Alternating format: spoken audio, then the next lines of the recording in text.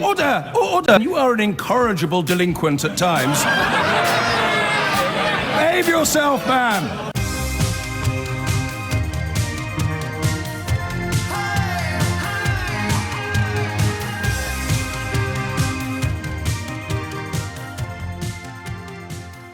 Would like next to talk about something that I just about see as silly. Just. But I think I also understand why some men, because it is mostly men, consider it to be deadly serious. I refer to reports that they think they might have finally found a cure for baldness. Now, I genuinely don't understand why security, or what would you call it, self-esteem for a man is so intrinsically linked to your hair.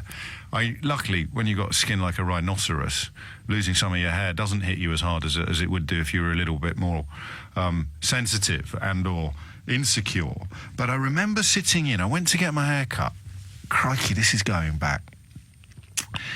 And you know when they do the mirror at the end, do they do that to women as well? They must do. You've got loads more hair than men have. They do. Do you know, I always used to wonder whether Michael Bolton got charged women's prices for his hair or men's prices. Because a men's haircut is routinely considerably cheaper than a woman's haircut. But if a man's got hair like a woman, does he get charged woman's price? And it's not mystery hour until tomorrow.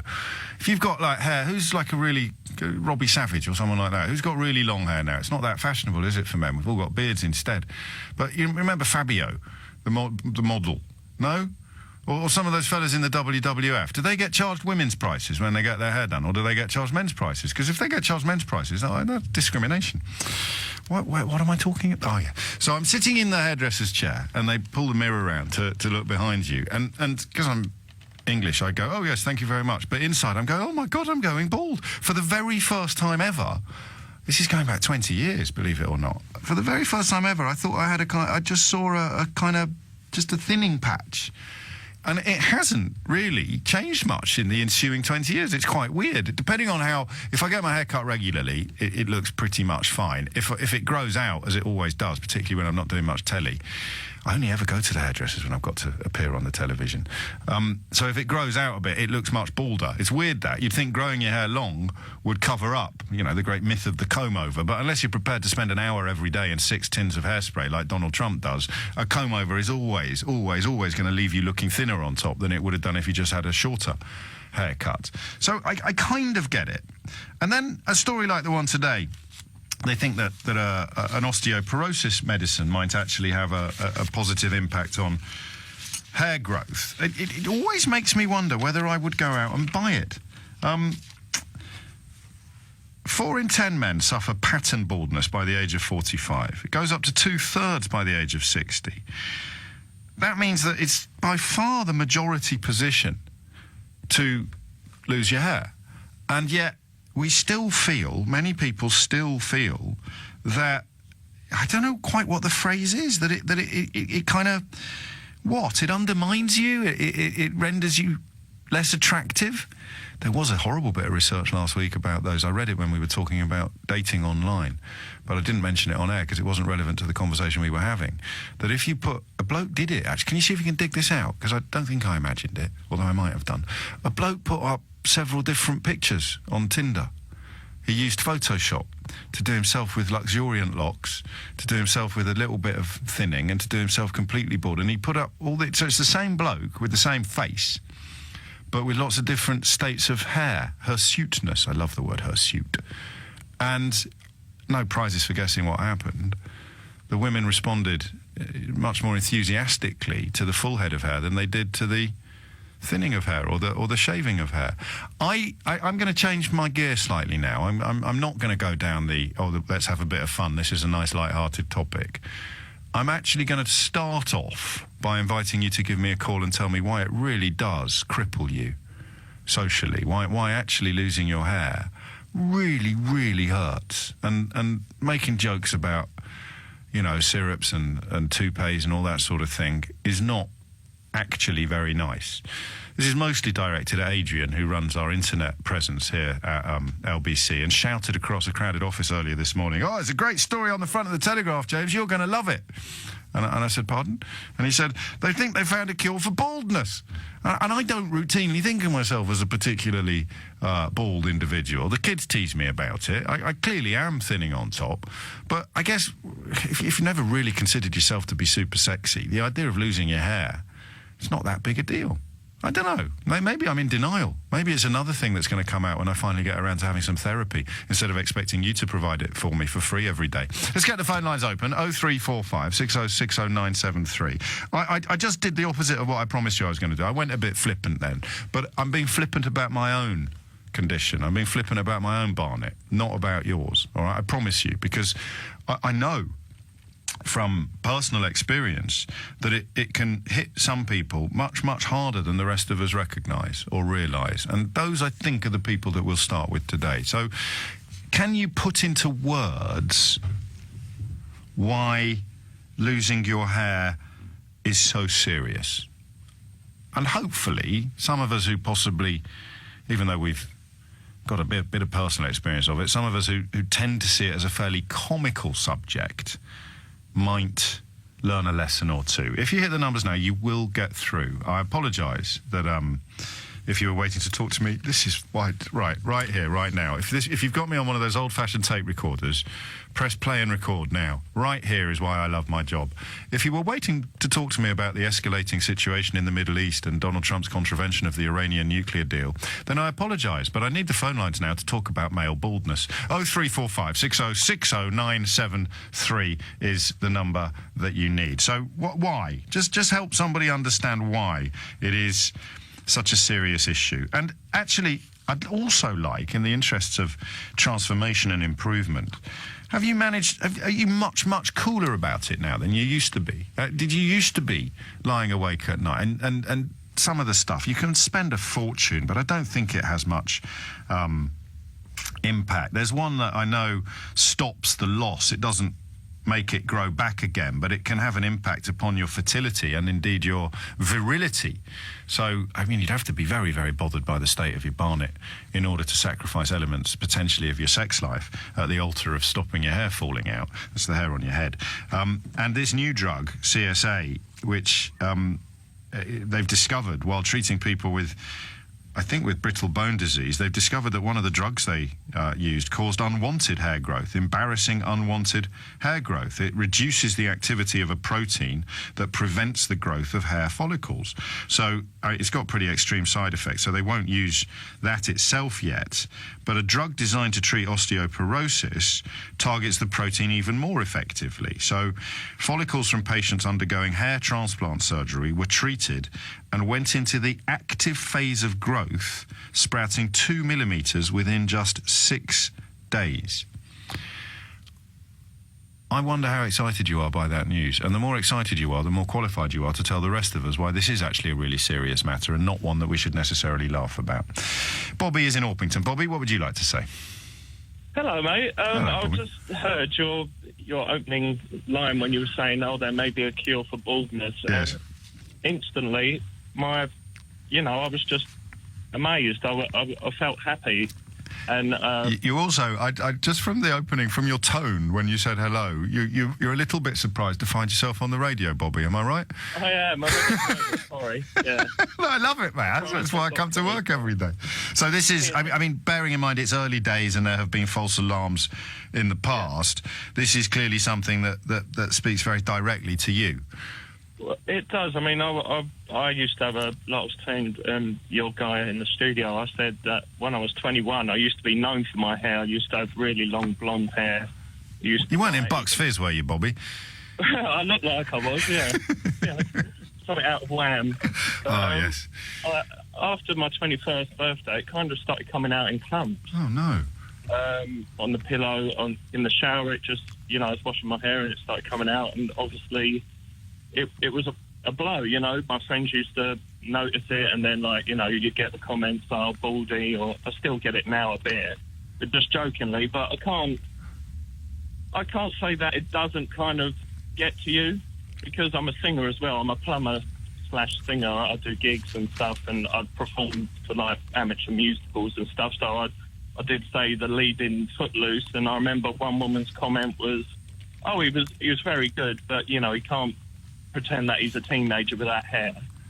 And things like that do grate at you, because I feel like I'm a confident person, but it did take an effect and still does. And how old are you now, if you don't mind me asking?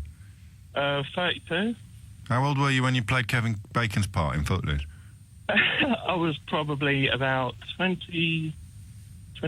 Yeah, so was he. I think when he played, I think Kevin Bacon was about 24 when he played Kevin Bacon. But he did. I mean, but as you're well aware, he did have it's a borderline mullet, wasn't it? But it was very lush. Yeah. So I was all right it was just the middle part that was going bald. Obviously, when the lights were hitting it on stage. Nothing worse than that, mate. Seriously, because for me, that a lot of people are sharing my barber's mirror experience. I have to say that's rung an awful lot of bells, because you don't see the back of your head the rest of the time until you start appearing on telly regularly, and you glance at the monitor and you think, who's that slaphead? And then you go, oh my God, it's me. Yeah, I've done everything. I used Regain. I used to even use that shake-on hair stuff that was like in a pepper pot, and I did it for a gig once. Like iron filings. Yeah, and obviously you're sweating, and I rolls down your neck. Rubbed the sweat off my forehead, and suddenly there was this black streak, and people were looking at me like, "What the hell?" Oh no! I went to the bathroom and I rubbed it all off. Yes. And it just felt a bit, degrading. Did you ever contemplate? Because I mean, in previous generations, a lot of wigs were very popular. Men bought wigs, and the late Terry Wogan was always reputed to have worn a wig, but never got caught with it off, so it was never proved conclusively. Did you have? I mean, would you have taken it? Would you have gone that far? Because you do sound like it really bothered you. Still does. Yeah, I mean, I saw those adverts on Facebook and on the internet, the ones where you use this glue stuff, and it looks like a really good one that won't come off, and each hair follicle looks. Yeah. I've seen a guy that said to me, I think he was in his 60s, and he had one, and I couldn't believe it, because he showed me close up, and you could see each and every hair on this really kind of hair piece. Yeah. That he got custom made, but he said that only lasted like a few months after that you'd have. And I just thought it was a lot of effort, and if anything ever happened and say like half of it was coming off in the wind, I would feel absolutely, I just feel terrible. I'd have to run and hide. And you have to do it immediately, don't you? Because if you let it go quite far before you take evasive action, everyone's going to know. But boys can be very mean to each other, can't they, Bobby? Yeah. I mean, it's only banter, I see it as. But of course it is. But what we don't realise. I mean, banter can be hurtful, even when it's not malicious. It's the greatest lie that we tell each other is sticks and stones may break our bones, but words will never hurt us. Of course they will. Yeah, there's always something you take to heart. And like I said, many of my friends that I know as well, they don't know me when I had hair. Right. And when I show them pictures, they actually say to me, well, I think you look better now. Oh, well, that's nice. I thought you were going to go the other way on that one. I thought you were going to say you show them pictures and they say, wow, you used to be really good looking. I wish you well, mate. Let's hope we both... I tell you what, if we do a buy one, get one free, Bobby, we can go halves, mate. He's gone. It's 11:18. And I think the phrase that we were reaching for before Bobby spoke to us that was actually the recognition that a lot of us ignore or possibly gloss over. For men, and even more so for women, although that is a much rarer condition, and I think women are routinely much more likely to reach for the artificial hair, it changes your life, losing your hair. So that's why it's on the front page of some newspapers today, that they think they may have found a form of cure, or at least a cursory, a cautious early step towards a cure. This osteoporosis treatment stimulates hair growth 3 times quicker than other drugs. 21 after 11 is the time. Nick is in Ruislip. Nick, what would you like to say? Morning, James. Hello, love your show, matey. You're very kind. Thank you. Right, yes. So I've, through my younger years, I've always kind of had lots and lots of hair. I mean, growing up, I kind of had the high tops, an afro, braids, etc., etc. Wow. And then, so it was always about, the hair was the big accessory for me. It's part of your personality in a way, certainly part of the package. Absolutely. And then kind of hitting early 30s, it started hitting me. It's like, whoa, going a little bit thin at top. And, a few of them, all friends were as well. And, I made the decision pretty much once it starts really going, it's all gone. So I started shaving, and where's the line? When did you have braids when you made the decision? Because some hairstyles really drive it home. Yeah. It's like the really oddest thing is when men of a certain age who've got very little hair decide to grow what little hair they've got very long and tie it in a ponytail, despite the fact that they've kind of got the sunroof open, but the exhaust is 3 feet long. Pretty much, yeah. I mean, for me, it was when it started going quite thin and the sides were, I'd go to the barbers, I get the side shaved and the top was thin. I thought, nah, that's not gonna happen to me. Right. So pretty much when it got thin enough, I just thought, well, it's time for it all to go. It's got to go. I mean, to be completely honest with you, I haven't looked back since. It's, you do it once and you start realizing, actually, this looks really great. And I've been introduced to the wonderful world of accessories, men's accessories, sunglasses and. So do you have a shine? You gone shine? But you're black, are you, Nick? Yeah, yeah. Well, I don't think that. I don't know if this counts as low-level racism, but I don't think that counts as much. I think black guys with shaved heads look much cooler than white guys. My head, mate, would look like a Yorkshire pudding if I shaved it. Before it's been cooked, it'd look like the batter sitting in, because it'd be all pasty and white. James, and it's 20 degrees today, mate. And it'll be lumpy. I'd look like lumpy Yorkshire pudding batter, and you look like dairy milk, man. This is just not fair. No, it honestly, it takes some getting used to. I mean, once you've done it a few times, you realize, oh my gosh, this is the new me. I mean, it kind of pushes you to make everything else a little bit better. So started going to the gym, working a little bit more, being a little bit more active, and it comes together with. Yeah, but again, I do think I think there's a kind of. I don't know, there's a distinction. Obviously, some white guys look brilliant with shaved heads as well, but I'm 100% sure I wouldn't be one of them. That's the problem. Yeah, but, James, here's the question for you. Go on. If it's all gone at the top, would you rather do a comb over or have it all gone? I'd have to. If there comes a point where it looks absurd, I'd have to go. But I'd probably go like Alexander Armstrong or someone like that, the fella on Pointless.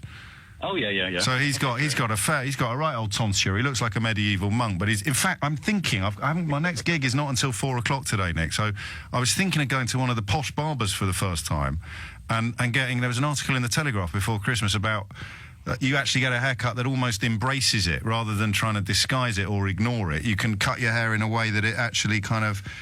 Oh, I don't know. I was just claiming 20 minutes ago that I didn't care about all this stuff, wasn't I? Well, yeah. Well, you know what? When it hits you, and you then have to make a conscious decision and go, well, is it time to, really, change your... I like it. And Joe's been in touch. This is actually, I think this came in just before we started going down the skin colour based analysis of going bald. He says, even though non-white guys also suffer from male pattern baldness, why do only white guys seem to have a problem with it? Well, that's clearly not true. You did have a problem with it. You just had less of... Look, James, I had a massive afro. That's got to hurt, man. That's got to hurt. I mean, I had a luscious 1990s rave culture ponytail that I was very, very proud of. But an afro, that's a different kettle of fish. Do you remember, was it Kid and Play with the high top? Yeah, of course I do, yeah. Yeah, okay, I had one of those as well when I was quite young. And it was, so you could have landed a jumbo jet on the top of your head then. It was absolutely, mate, absolutely. But here's the thing from Joe. This is a really good question. Have you ever heard of a black man going for a hair transplant? Because I haven't. I haven't. A funny story. I don't think they work. My brother-in-law, he spent quite a bit on getting his done. He's a few years older than me. Okay. And I mean, to be completely honest with you, James, a year and a half later, it was back to where he started. and he was 10 grand lighter or something like that, because they're not. It wasn't far off. They're not cheap. I have heard that, Nick, you're a star, mate. You're a lesson to us all. Although you do have that slight advantage over me of not being the colour of Yorkshire pudding batter. It's 26 minutes after 11. This is funny. Incorrigible FCA says, get a hair transplant. I think this was aimed at Bobby. No one takes the pee out of Elton John or Wayne Rooney about their hair. And only when a Twitter account called Clown replied by saying, they do a lot, did I realise that Incorrigible FCA was probably being sarcastic. Because if he wasn't, that's quite a big fail. John's in Southampton. John, what would you like to say? Hiya. Hello, John. First-time caller. It's great to speak to you. Likewise, mate. Thank you. What can you tell us? Well, my hilarious small story is when I was 10, like a lot of boys, I wanted to play the guitar, yes. go deep at the job. I'm very, very lucky to do that professionally. And of course, part of that is seeing pictures of Van Halen with long hair, Jimmy Page with long hair. And when I was 17, I could not believe when a girl came up to me and said, "John, I think, you're thinning slightly on the back of your head." No, 17? Yeah, God, when I just got over the spot. John was just 17. That's terrible. Right. Yeah, of course, it's part of the cliche of being a guitar player is the long hair thing, and I guess that a lot of guys, if they do lose it young, you kind of have maybe a sense of a loss of your youth. You can't have a hairstyle, when you're younger or whatever, when you get into that sort of zone. And it may take you an embarrassingly long time to, manage yourself and just shave it all off. How long did it take you? How long did it take you? Well, I was a dad at 27, and I thought, do you know what? If I'm going to be a dad, I've got to be brave and face up to anything. So what was the state of your barnet when you were 27 then? Because I thought I'd be bald by kind of 30, but because I was about 24 when I first noticed the slight sort of shininess emerging at the back of the old bonds. But in fact, it hasn't got much worse in the intervening years. It hasn't got better either. Don't make any mistake about that. But what kind of measures had you taken 10 years after first noticing that you were losing your hair? What was the state of your head when you became a dad? Well, I think pretty much. When I was about 20, it was probably in a Prince William state, and I was managing it, and I just shit when I was a dad, at 27, 28, I just okay, the whole lot's coming off. And that was it. But it took, a 10-year investing. But you're ducking the crucial question here. Did you have your hair quite long while also having a bald patch in the middle of it? No. Are you sure? Like Wagner off The X Factor? No, because I know exactly the sort of people you're talking about. Yes, well, and they often are guitarists, John. That's why I'm asking you this. I think the problem is those guys maybe lost their hair when they're older. And they'd already become part of their furniture, was the long hair. Whereas in many ways you were lucky, although it probably didn't feel that way at 17. 11:30 is the time. Remember, we are also looking at the seriousness of this issue, the simple question of why. We haven't actually moved towards that, actually. We've spoken to people who were affected by it, and we've got lots on the how, but perhaps time now for the why. I'll tell you something that intrigues me. I spent a lot of time lately, obviously, policing the Labour Party, looking at why the anti-Semitism problem was allowed to escalate, whether or not it was unfairly or disproportionately inflated by elements of the media. And I remain, of course, fascinated by the appeal of Jeremy Corbyn. And I've encountered a lot of nonsense and a lot of very impressive reporting. You look at the couple of the websites that are slavishly partisan in their support, not just of the Labour Party, but of the momentum-flavoured wing of the Labour Party. And sadly, because they've indulged in some slightly odd tactics over the last year, I don't find them always entirely credible. But I've looked into this one, and I think that no fewer than 18 Tory councillors and candidates were suspended by the party for racism or abuse in the last month alone. 18. Now, I am persuaded that the Labour Party has a big problem with anti-Semitism. Don't bombard me with claims that it isn't, because you don't understand what anti-Semitism means. I got one this morning say, wow, why don't you leave LBC? How can you share studio space with people like... you can fill in the gaps. Sheila Fogarty. No, it wasn't Sheila Fogarty. And the suggestion was that I am part of... media is owned by the Jews, and O'Brien has to do what he's told. That's anti-Semitic, even though the person that sent it has no idea that that's anti-Semitic. It's odd, that is the conspiracy theory at the heart of anti-Semitism, this notion of control. So I just put that there as a qualification for a rare outbreak of political objectivity. Because if 18 Tory councillors and candidates really have been suspended for racism or abuse in the last month alone, a month in which, of course, we've had council elections, then all the talk by Brandon Lewis and James Cleverly and others of, zero tolerance for this sort of thing and hashtag respect pledge and what have you, is, even by the standards of this government, it's a load of old hogwash, isn't it? I don't know quite how this works as a topic for us. We may get back to it tomorrow. The account is pretty from Sunderland to Cambridgeshire to Stevenage to Watford to Hackney to Netherton to Oxford to Calderdale to Hammersmith to Newcastle to Newbury to Lancashire to Dudley to Lewisham, Sussex, Wokingham, Enfield as well. You've got alleged racist and abusive Facebook posts. You've got a slew of Islamophobic social media posts. False claims to have served in the military for one of them. That doesn't count as racism or abuse, to be clear. All sorts. One fella in Dudley was suspended after distributing an official Tory election leaflet claiming that his Labour rivals had brought hepatitis into the area. And this is astonishing. And I think it does actually speak to or speak of precisely the sort of media bias, mainstream media bias. It's a ludicrous phrase, but I think it's important to understand what people who aren't ludicrous mean when they use a phrase that you find ludicrous. And I think a lot of people will look at this and wonder why. We spent the week before the council elections talking in some quarters, particularly on the BBC, almost exclusively about the Labour Party's real and present problem with anti-Semitic conspiracy theories and worse, but barely heard a whisper of 18 candidates. I'd put a call into central office and ask for someone to talk to us, but I'd be better off spending all my money on a chocolate teapot. I may get onto that. I just wonder whether you could agree with me, even if you are by no means a supporter of Jeremy Corbyn, or ideally no means a supporter of the Labour Party, but you'd agree with me that this does rather suggest the sheer scale of these stories suggests that there is a rather ugly bias in place. I think we'll come back to this story later in the week. 11:38 is the time, because for now we're talking about rather more important matters, namely Barnett's, and reports this morning that they may have found a cure for baldness.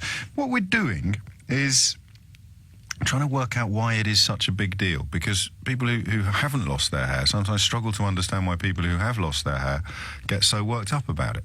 And almost all of us do, even if we perhaps don't realise it ourselves. Adam is in Isleworth. Adam, what would you like to say? Hello, James. Hello, mate. I think I'm a baldy, proud baldy now. You see, crucial word. Yeah, well, exactly, yeah, because I don't think it's about being bald. I think it's about the process of going bald. Yeah. Usually as a young man. And it's probably one of those areas that you've got no control over. Like, if you put on a bit of weight, you think, I'll get down the gym a little bit more. Yes. And you've got all of these things that you've got control over, but all of a sudden you see the back of that mirror on the back of your noggin and you go, what am I going to do about that? I can only wear a hat for so long. And you're going to get to that point where you've just got to get the clippers on it. And I'm convinced I thought I looked like Jim Morrison in the 90s, but I look like Andrew from Queen or something, the Queen Big. So I think my baldness is punishment. But for having such luscious locks. For having tragic hair. Mate, I was walking up. So what's the little bit by Seven Dials in Covent Garden in London? I was walking up there. This would be about 1992. The girlfriend I just started going out with. And I kid you not, a busker over, just as we walked past the Shelley's, the shoe store, the busker outside started playing Light My Fire. Because my hair looked like Jim Morrison's, man, back in the day. Well, I'm envious of you. Yeah. I'm envious of you because I really, really did not. But it's also one of the last bits of sort of socially acceptable mickey taken out of somebody you can do as well. You know, that if I go and see someone I haven't seen for ages, they'll go, where's all your hair going? Everyone, it's the same with going grey, actually. The same with going grey. We do feel men. I don't know that women would go up to each other and say, oh, my God, you've gone grey, you old git. But men will go... I bumped into a mate in the supermarket the other day, and he'd gone, from the last time I'd seen him, he'd gone from an Asian lad, so he had dark black hair, and now it was silver. I mean, I hadn't seen him for about 2 years, and he's gone completely. And I was just about to actually start touching his head and making jokes about it. And I suddenly thought, hang on a minute, how would you feel if he did that to you? Oh, mate, you've lost a bit of hair since I last saw. It's a weird thing, that. I wouldn't ever go so far as to describe it as a disability, but it's a condition. It's arguably a medical condition. It's hard to think of any other medical conditions that we'd start laughing at if our mates got them. Well, yeah, you wouldn't go and pat somebody on the belly and go, oh, that's got a bit bigger since I last saw you. Well, I don't know. Well, don't do it to your wife. That's my advice. I want to try this medicine just so I can get downstairs and see the kids at breakfast. What, just to come down one morning without having come down before? That's brilliant. just with a huge head of hair, and just watch them be absolutely... Be like Nick and get a full afro. Mate, I think it promotes hair growth. I don't think you're going to be able to give yourself a full afro overnight. Well, I've got a beard now, so that's the only bit that I... turn your head upside down. Sort of Yeah, so, okay, so you've gone for the psychology. It's the control. It's the idea that with everything else, you get the hand you're dealt and you can actually protect it. But with baldness, there's nothing you can do as the kind of situation worsens. Did it make you feel less confident? Did it make you feel less attractive?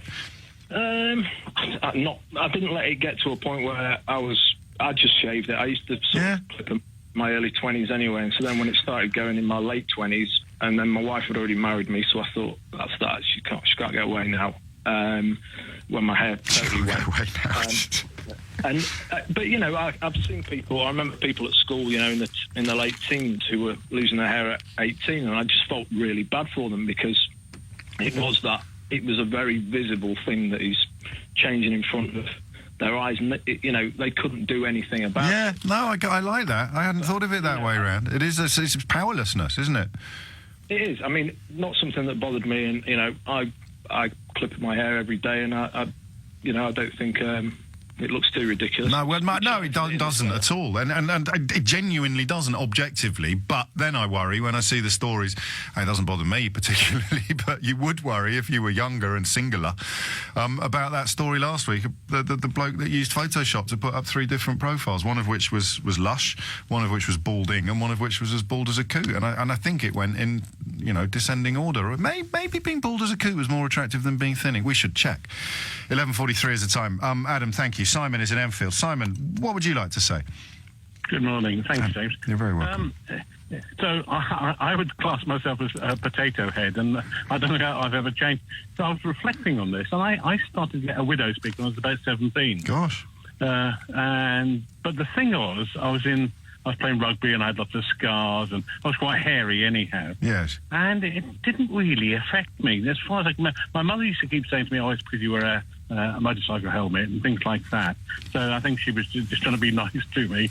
But what I found was that I didn't really have, early on, probably not much success with girls and then women. But then all of a sudden, it all changed. Oh. And, I had a number of women that liked the bald-headed bit. And they told you this? Yeah. So your love life underwent a serious improvement after you embraced your baldness?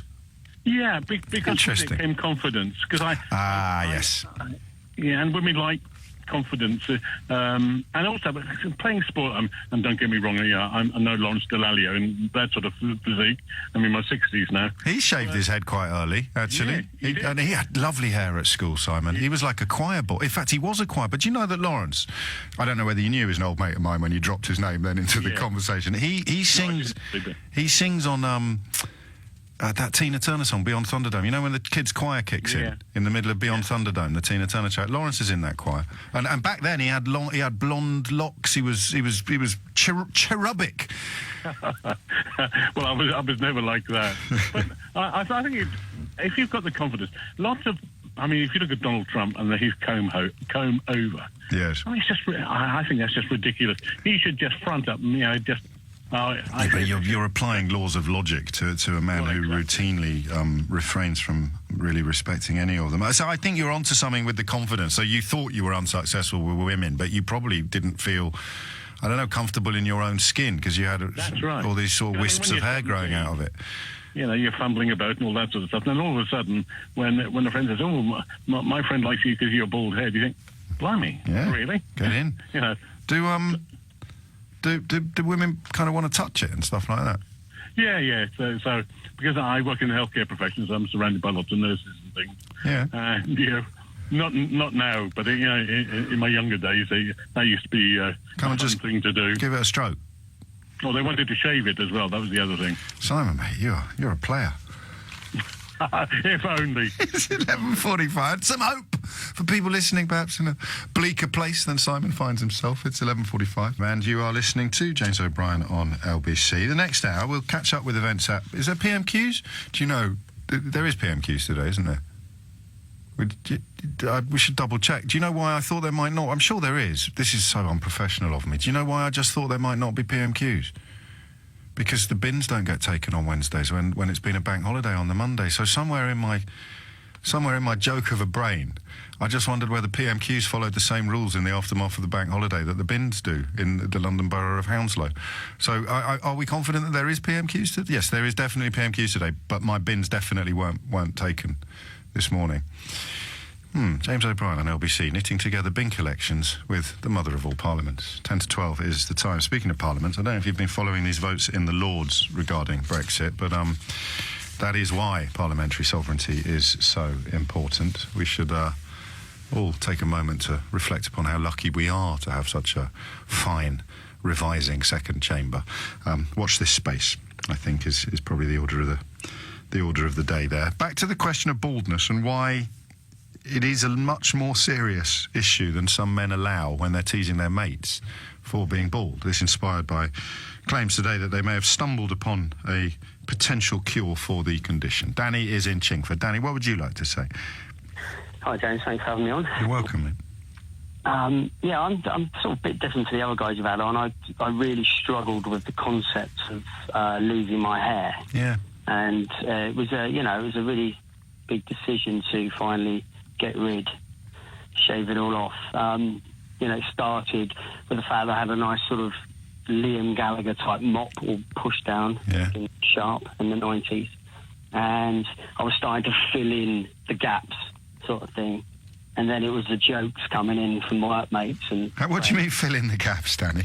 Yeah, so, there were sort of gaps where it was almost like part of my hair was missing. So I would have to, brush over. I was continuously gelling it down or putting it in place. Yeah, because it wasn't going at the back; it was going, receding. A mate of mine is a brilliant hairdresser over in Acton. He's got a shop called Arthur Razor. He looks after quite a lot of pop stars and stuff like that. The record companies send them down to him, and he got sent a bloke. I don't think I'm betraying any confidences here because I haven't given away who it was. And he bloke who had a haircut that he thought looked a bit odd, but the record company had asked him to have a look at it, and the lad had come in and they'd only just signed, and the bass player was a bit older than the rest of the band, and he'd taken what you used to do and turned it into an art form. He had got basically a lid on his head that was every morning he'd spend about an hour doing his hair in a way that made it look as if he had hair, whereas in fact he just had kind of like an enormous lick that he'd pulled back over the side of it. Not like Donald Trump, but because it looked convincing. Yeah. But as soon as my mate started going near him with his scissors, he got the fear. It was. So you're not alone, Danny. You're not alone.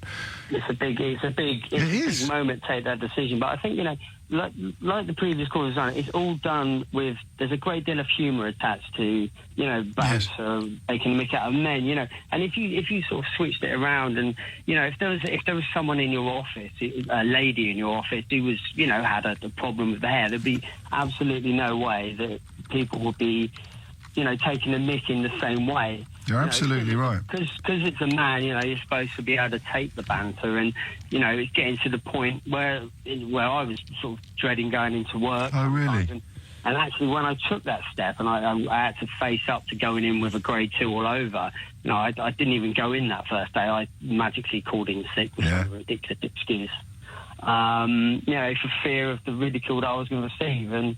It wasn't unwarranted because the next day, you go in and it's, Baldy and Sneak. Well, there's a few people that say, well done, mate. But, it's But the people that tease you would probably not have known that it was bothering you. No, and they don't. And, a big life lesson, well, you always go through life and getting taught lessons is, about body shaming. And that's kind of what it is, really, you're right. And I still get it now, I go into a local cafe here, and someone quite often call me Baldy and that, and you think, well, you get to a point where you become immune to it, and you just sort of... but if you chalked it up as a physical appearance thing, then it's hard to think of anything else. Being ginger-haired seems to be people think gives others a free pass to be rude and abusive. Yeah. Sometimes quite nastily, but often they think that great word bounce.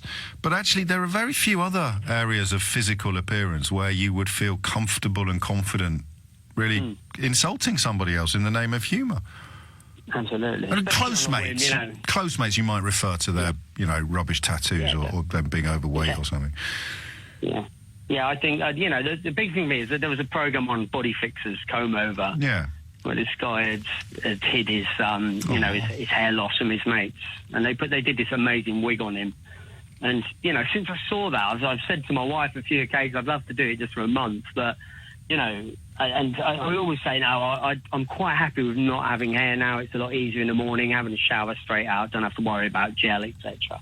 But, the reality of the situation is, if someone could say to me, you could have hair tomorrow, then 100% I would go back. Would you still? Have my hair back. Would you still? It's not a question I've asked anybody else. I forgot to. I don't know. I suppose I probably would as well. But if I'd gone over the line like you have, I don't know that I'd want to go back. You get used to it, but you still miss it. Yeah. We're such a bunch of sensitive flowers, aren't we, Danny? I tell you, people don't understand us. That's our problem. Yeah, that's it. That's the thing. But there's no choice for me at the moment. It's like that's all there is. If I then have a choice, then that's great. If I want to grow it long, that's a wonderful thing. I don't know that we're ever going to be able to grow it long. I don't want to exaggerate the efficacy of this this so-called cure. It grows 3 times longer than anything, faster than anything else that they've managed to find. But I don't think we're going to be able to go kind of peak Michael Bolton by Christmas, even if the drug is on the market by June. Thank you, Danny. 11:56 is the time. He's right, It's a funny one, that. Because it wouldn't really happen in any other context, actually. Because even if you have ginger hair, then I'm right when I say that some people seem to think that gives you a carte blanche to be a little bit rude. But it's not like you suddenly develop ginger hair. Although my dad had black hair. And Mum always told a story about how he decided to grow a moustache in the kind of late 1960s, sort of during the Beatles' Maharishi phase. And he had proper black hair, my dad. And his moustache came out ginger, which my mum still chuckled about 30 or 40 years after the event. 11:56 is the time. Junkar is in Woodford. Junkar, what would you like to say? Morning, James. I had long locks once upon a time and lost them. Currently completely shaven. But your earlier caller's point about not so much being bald is not actually a problem. Lucky enough, got a decent shaped skull. Yes. Got a square skull. Disaster. What do you do if you've got? Because I'm pretty sure I would have a really disastrous shaped skull. It's lumpy and a funny colour, and it's probably a bit flaky in places as well. It's just going to be awful. Well, I think I'm lucky in that front. But the changeover period, the coming to terms with the beginning, the powerlessness, that point was very valid, I think. There are other things that you miss besides just the look. Like your girlfriend's fingernails through your hair. You're right. No, hasn't happened since for years. Well, doesn't she give your head a tickle? Slightly inappropriate language. I'm just worrying about people who may have missed the context here. Doesn't she give you? Can't she just tickle your head?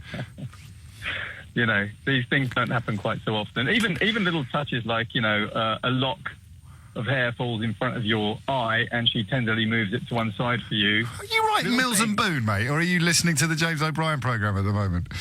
I'm telling you, people like it. Really? And they may not admit it, but they do like it. And she tucks it, and sometimes she might just tuck it behind your ear, like that. All that stuff, all that tenderness. And you want openness on this show, you're getting it. I know, that's what we aim for every day, mate. But there is also something else here which I think needs to be mentioned, and you keep calling it a funny one. I don't think it's funny at all. I think it's there's complete insight into this. The banter, between men, is part of the locker room culture, the man up culture. So we in our culture have got this idea that men need to be trained from a very young age to be tough and strong, and that includes emotionally. Yes. And it cuts very, very deep. It goes into every facet of life, and it prepares us to do all sorts of things like step in front of danger. Well, he prepared us for things that we might have been called upon to do in previous eras, but are probably less likely to be called upon. Well, just to bury our feelings. That's actually a fallacy, because if I keep saying to people, if I was walking out of a nightclub at night with my girl, someone jumps us, I'm standing in front of her. It's still there. Yeah, but you could do that and still be able to talk about your feelings to your girlfriend. Well, this is the thing. They're not mutually exclusive. In order to prepare men and boys to be able to jump out in front of danger, even if it's just a drunk driver swerving down the road. Why would you want to do that? Hit her. Well, this is the thing. You push her out the way before you jump out the way. At least you would. What's this got to do with your hair? It's the man-up culture. You're training men to be able to bury their own emotion. No, but again, it's not either or. This is the real myth. The idea that you can be emotionally literate or you can be at the front of the queue when there's danger on the horizon. The really healthiest people are not only at the front of the queue when there's danger on the horizon, the bravest and the healthiest people, they're also able to explain incredibly fluently why they are at the front of the queue and what it is they're hoping to achieve. I think so anyway. Don't have a look at Robert Webb's book if you haven't had a look at it already. He makes some astonishingly good points in this kind of area. It's masculinity in crisis, so to speak. It's a fertile exploration ground. Junkar, thank you.